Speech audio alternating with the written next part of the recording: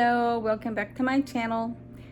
These last couple of days, meaning last night and the whole day of today, has been crazy.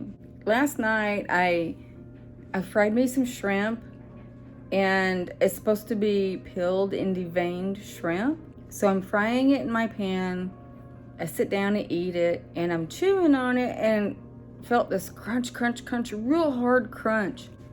And I pull it out and I'm like, oh, that's some shell that apparently they forgot to take off. So I put it in my plate and I still had some food in my mouth, and I'm like, that feels like that's all. And I swallow it and I take the last couple of bites and eat that. And then I realized when I took the last swallow that there was something really hard and rough right behind my tonsil.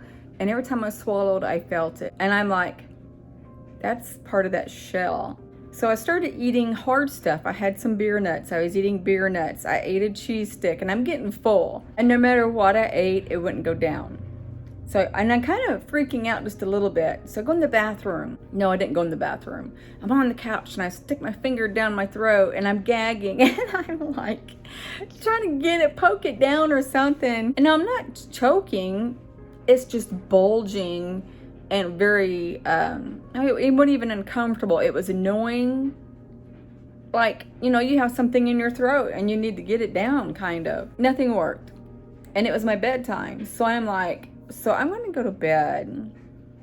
And sorry, my dryer's going. I hope that's not too loud. So I'm going to bed and I'm thinking, I hope that when I go to bed, I at least snore. That way maybe the friction will work it down. Or mouth breathe or something. And I got up this morning and it's still there. And I'm like, crud. It was either still there or my left tonsil and area, and I massaged that area too last night. And so I'm like, it's sore right there and my tonsil is sore. So I'm like, it's either still there or my tonsil is sore, and it feels like it's still there because it's sore. So I go to work today and I'm like, I'm gonna have to go to the doctor after work just to be sure that it's not there, because I don't want an infection. They progressed a little bit and I'm chewing some gum. Eventually it felt a little bit more comfortable. So I'm thinking, oh, it must have dislodged. Now my tonsil is just sore. So it feels like a little better, like there's nothing there, but my tonsil is sore. So this morning I get up and I'm a little groggy and I go in the bathroom and all the lights are off. And I stepped foot on my linoleum bathroom floor and stepped into very cold water. And I'm like, what the heck? And mind you, it was about maybe that deep.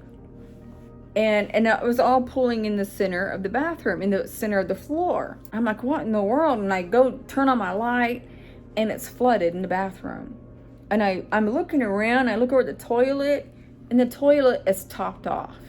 It's like level with the lid. And I'm like, what the heck? Now, before I went to bed, of course I used the bathroom. But then after that, I washed my face and everything. And then I'm looking over the toilet thinking I need to clean it. So I squirted some bleach toilet bowl cleaner in there. And I'm looking in there thinking, okay, I'm going to let that set overnight. Now, mind you, it wasn't running or nothing like that, because if it was still running, I would have jiggled the handle or something. But it wasn't running. So I'm like, oh my God, the toilet overflowed. And I will add here that I did not have a number 2 last night, so it wasn't that. So I'm like, I gotta plunge this down. So I stuck the plunger in there and it just overfilled in the floor. And so I get all my towels but one, sop it all up. And that's what's in the dryer right now. And kind of got it dry, and I'm thinking, wow, So I'm messaging maintenance to say, hey, my toilet overflowed. It wasn't me. It was whatever else. I don't know. A week ago, they had a plumber out here in my building, but in the back. So I'm like, something is off. The plumbing is off or something. And I'm not a plumber, and I knew that. So I leave the bathroom, walking in the kitchen, and it's dark, and I step in more water. I'm like, what the hell? So I turn the light on, and it goes, now, here's the end of my kitchen. The other end is my bathroom. So it goes all the way to the wall. And it was pulled in the center. And again, it was about that deep. So I'm like, what in the world? So, and I'm looking around thinking, did it flood in here from another area? You know, underneath the sink or something, the washer dryer? No. And I'm like, crud. So I had to call in and say I was going to be late. I was 2 minutes late. I usually go in 20 to 30 minutes early. So I'm wringing out my towels, and I come back in the kitchen and I'm laying them back out, and I'm wringing them out one by one. And then I take my it's a flat, cushy, slide-on cloth for a mop, and I'm mopping up the rest that the towels wouldn't get, and I'm putting my towels in the sink, and I send another maintenance out and said, you know, hey, the kitchen is flooded too. You know, just thought you would know. And the bathroom looked like it was seeping from the wall, like from the apartment from behind. But it wasn't. It was just something I thought maybe was going on because it looked like it was seeping out. I put a towel there, and when I moved the towel, it was seeping back out. But then I realized when my water heater was leaking, it was doing it through the little slats on the linoleum. I didn't even know how that works because it's fake wood, and I don't know. I go to work, and I mean, like I said, I'm 2 minutes late and I'm at work. And then all of a sudden, I get really hot, really lightheaded, feeling kind of nauseous, feeling kind of crabby. And my sugar is dropping. My sugar is dropping really bad, really bad. So I eat a butterscotch my coworker gave me. I went and got a Monster, and I'm chugging it, and finally I feel better. I call maintenance at 9 a.m. I get work at 7. So at 9 a.m. I called, not maintenance, I called the management of the apartments. And I said, yeah, I just wanted to clarify something about my leak. And I told them it wasn't me, it wasn't anything I had to do. You know, I put toilet cleaner in the toilet last night. I realized it was not running. So it overflowed at some point during the night from a different cause. Oh, well, yeah, we'll go out there and check. I will call you and let you know what they found. She never called. So at 4, I called her. She's like, oh yeah, they came to your apartment, flushed your toilet, and said it flushed, so everything is good. I'm like, really? And I'm like, well, I told you that it didn't overflow because I flushed it yesterday. It overflowed when I didn't flush it. And she goes, yeah, but he said it was fine. Now, this is what they did to me when I said I needed a new water heater.